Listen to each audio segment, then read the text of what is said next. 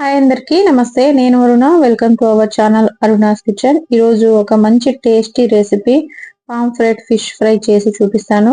దీన్నే చందువ చేప అని కూడా అంటారు.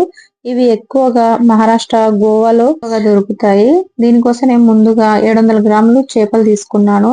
ఈ చేపల్లో ఎక్కువగా ముళ్ళేమి ఉండదు, ఇలా మధ్య ముళ్ళు ఒక్కటే ఉంటది.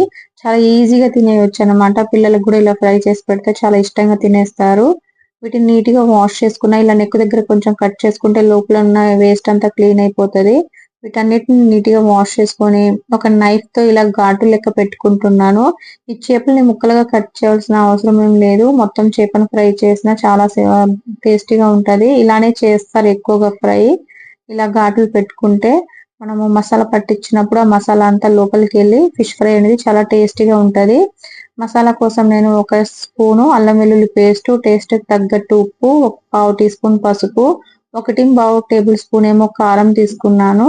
అలానే హాఫ్ టేబుల్ స్పూన్ ధనియా పొడి, ఒక లెమన్ జ్యూస్ తీసుకున్నా. మసాలాలన్నీ మంచి పేస్ట్ లెక్క కలుపుకోవాలి. కావాలంటే దీంట్లో 1-2 స్పూన్ వాటర్ యాడ్ చేసుకొని ఇలా స్మూత్ పేస్ట్ లెక్క చేసుకోవాలి. దీన్ని పక్కన పెట్టుకొని మనం ముందుగా కట్ చేసుకున్న ఫిష్ తీసుకొని ఇప్పుడు మసాలా అన్ని పట్టియాలన్నమాట. ఇది మంచిగా అప్లై చేసుకోవాలి. ఇలా కటింగ్ దగ్గర చేసిన దగ్గర కూడా కొంచెం ఫిల్ చేసుకుంటే ఫిష్ ఫ్రై మనం చేసిన తర్వాత తినేటప్పుడు చాలా టేస్టీగా ఉంటది. ఇలా కొంచెం కటింగ్ దగ్గర కూడా లోపల ఫిల్ చేసుకోవాలి. చాలా సింపుల్ అండి ఫిష్ ఫ్రై చేసుకోవడము.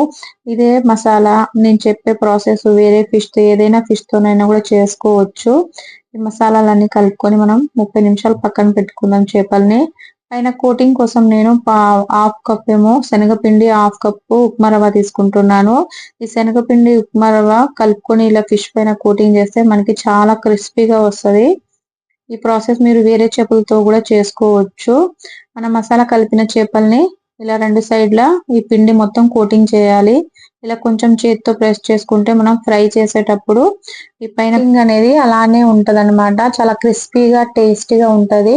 అన్ని ఫిష్ లోనే అలానే కోటింగ్ చేసుకుని పక్కన పెట్టుకున్నా. ఇప్పుడు ఫ్రై కోసము నేను తవ్వ పెట్టుకున్నాను, ప్యాను. తవ్వ పైన 2 టేబుల్ స్పూన్ ఆయిల్ వేసుకొని, ఆయిల్ హీట్ అయిన తర్వాత మీడియం ఫ్లేమ్ లో చేసుకొని ముందుగా మనం కోట్ చేసుకొని పెట్టుకున్న చేపలను వేసుకొని ఫ్రై చేసుకోవాలి. ఈ ఫ్రై అంతా మీడియం ఫ్లేమ్ లో చేసుకోవాలి. అట్లీస్ట్ మనకి 5 to 7 మినిట్స్ పడుతుంది. చేపలను వేసిన వెంటనే తిప్పకుండా ఇలా కొంచెం ఫ్రై అయిన తర్వాత 2-3 మినిట్స్ తర్వాత టర్న్ చేసుకోవాలన్నమాట.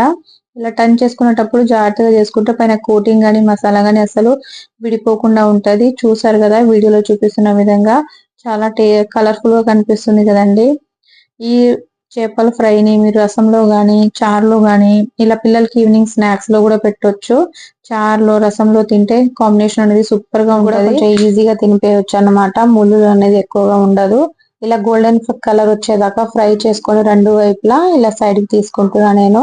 ఇప్పుడు సర్వింగ్ ప్లేట్ లో తీసుకుంటున్నా. మిగతా చేపల్ని కూడా అలానే ఫ్రై చేసుకోవాలి, కొంచెం మీడియం ఫ్లేమ్ లో పెట్టుకొని. చూసారు కదండి, మన ఫిష్ ఫ్రై అనేది రెడీ అయిపోయింది.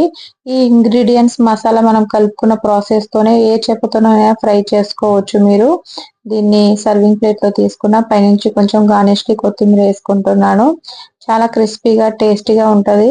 మీరు తప్పకుండా ట్రై చేయండి. ఎలా వచ్చిందో నాకు కామెంట్ పెట్టండి. ప్లీజ్ నా రెసిపీస్ మీకు నచ్చితే లైక్ చేసి, షేర్ చేసి, సబ్స్క్రైబ్ చేసుకోండి. అలానే మీ ఫ్రెండ్స్, ఫ్యామిలీతో షేర్ చేసి ప్లీజ్ సపోర్ట్ చేయండి నాకు. పక్కనే ఉన్న బెల్ ఐకాన్ని క్లిక్ చేసుకుంటే నెక్స్ట్ వచ్చే నా రెసిపీస్ మీకు ఈజీగా తెలుస్తుంది. బాయ్ అండి.